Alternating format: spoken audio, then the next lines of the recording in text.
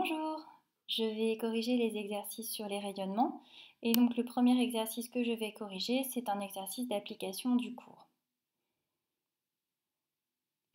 Alors, on te dit que certains animaux sont capables de détecter des rayonnements non visibles par l'œil humain. Je te rappelle, le rayonnement, c'est une lumière.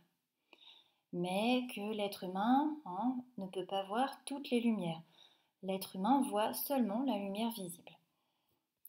C'est le cas des papillons et des abeilles, très sensibles aux ultraviolets. Les serpents crotales détectent quant à eux les infrarouges grâce à des fossettes situées de chaque côté de leur tête, entre l'œil et la narine.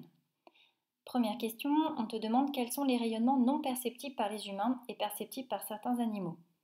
Alors juste à la lecture du texte, tu dois comprendre que les ultraviolets et les infrarouges sont deux types de lumière que l'être humain ne peut pas voir. Donc ces rayonnements sont les ultraviolets et les infrarouges. On te demande de classer ces rayonnements selon leur énergie croissante.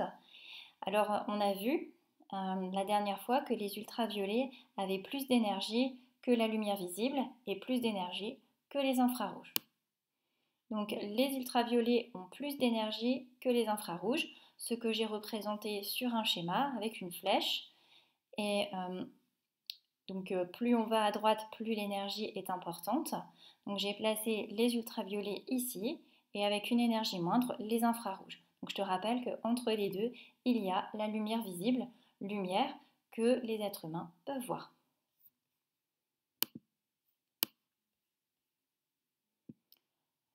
L'exercice 3, donc c'est un petit QCM. Les ultraviolets, est-ce qu'ils transportent une énergie nulle, moins d'énergie que la lumière visible, autant d'énergie que la lumière visible ou plus d'énergie que la lumière visible? Alors les ultraviolets, ils transportent plus d'énergie que la lumière visible. Et d'ailleurs, c'est pour ça aussi qu'on s'en protège, qu'on se met de la crème solaire pour se protéger des brûlures liées aux ultraviolets. Parce qu'un coup de soleil reste une brûlure. Alors, dans cet exercice, l'exercice 6, on te demande de surligner les propositions correctes en gras. Les lunettes de soleil sont utilisées pour protéger les yeux de la faible ou de la forte luminosité et des rayonnements néfastes. Elles sont là pour te protéger de la forte luminosité. Les infrarouges, ou alors est-ce que les ultraviolets sont les plus dangereux? Ce sont les ultraviolets qui sont plus dangereux parce qu'ils ont plus d'énergie. Une partie seulement du rayonnement visible est arrêtée par les verres. Donc, par exemple, si tu portes des lunettes, c'est ça. En effet, si les verres étaient 100% opaques ou transparents à la lumière visible, eh bien, si tes verres ils étaient 100% opaques, c'est-à-dire s'ils ne laissaient pas du tout passer la lumière visible, tu n'y verrais rien. Alors, aucune lumière visible ne traverserait les verres des lunettes et ne rentrerait dans l'œil, puisque l'œil est un récepteur de lumière. Le soleil, lui, en revanche, est une source de lumière.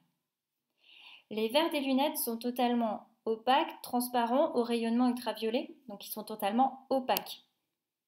C'est-à-dire que les verres de tes lunettes ne vont pas laisser passer les ultraviolets. Pourquoi? Parce que justement, ces rayonnements, ils sont plus dangereux que la lumière visible.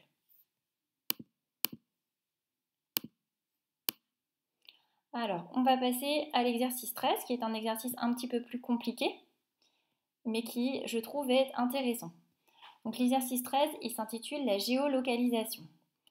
Et on te dit qu'un cambriolage vient de se produire dans le musée du Petit Palais d'Avignon. La police connaît l'identité du voleur et tente de le retrouver grâce à la géolocalisation de son téléphone portable.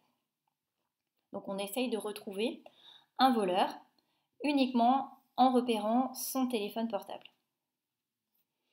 Alors comment on va faire? La police scientifique informe l'inspecteur chargé de l'enquête que le téléphone du voleur est actuellement connecté à 3 antennes relais. Donc en gros, le voleur ou la voleuse, on ne sait pas,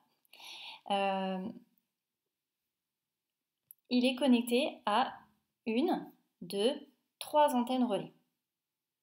Qu'est-ce que ça veut dire? Ça veut dire que le téléphone, il se trouve à l'intersection des 3 disques associés aux antennes relais.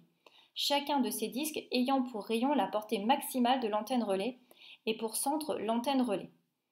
Et tu vois que on te donne la localisation de chaque antenne relais. donc l'antenne 1, l'antenne 2, l'antenne 3, elles sont localisées ici dans Avignon, et on te dit qu'elles ont une portée maximale de l'antenne de 1000 mètres.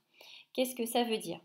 Ça veut dire que si le voleur est à plus de 1000 mètres de 3 rues des Marchands, dans ces cas-là, il ne pourra pas être connecté à cette antenne relais.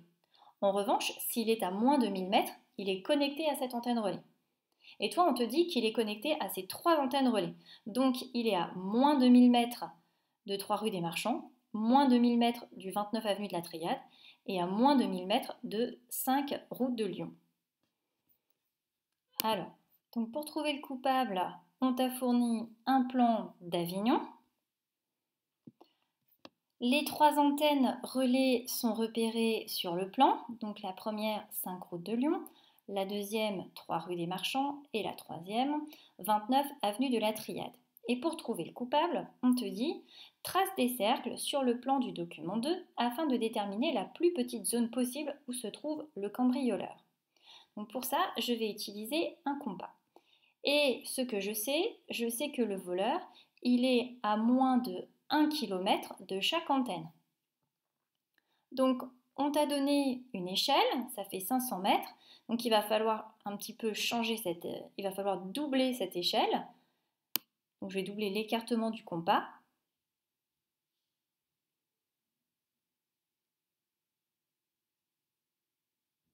Voilà.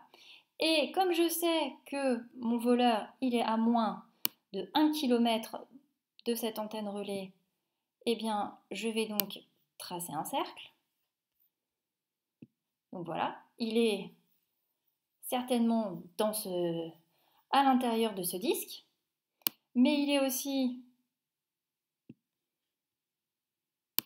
à l'intérieur de celui-ci. Donc on peut voir que maintenant la zone est restreinte, mais il est aussi à moins de 1 km de cette antenne relais.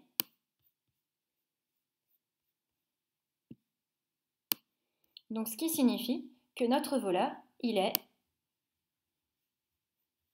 désolé, dans cette zone. Dans cette zone-ci. Que je vais repérer peut-être. Voilà. Donc qui correspond à l'intersection des 3 disques. Donc on a pu au moins localiser de manière plus précise là où se trouve le cambrioleur.